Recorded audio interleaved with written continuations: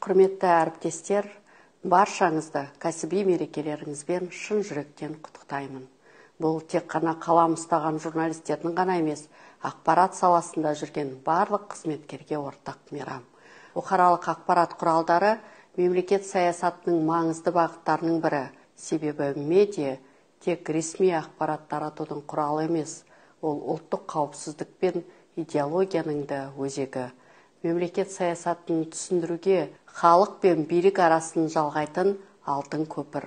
Сондықтан журналистердің қоғам алдындағы азаматтық және әлеуметтік жауапкершілігі өте жоғары.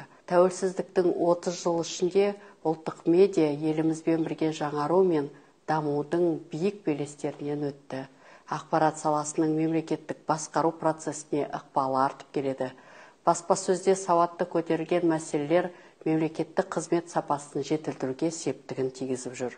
Президентіміздің еститін мемлекет қағидасын нәтижелі іске асуында да журналистердің үлесі зор.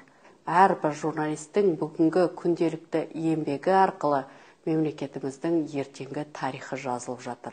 Сондықтан ақпарат саласының жаңа деңгейге көтеріп, биік талғамды қоғам қалыптастырудағы еңбектеріңіз жана берсін. Дендеріңізге саулық, отбасыларыңызға амандық, шығармашылық шалқар шабыт пен толайым табыс тілеймін.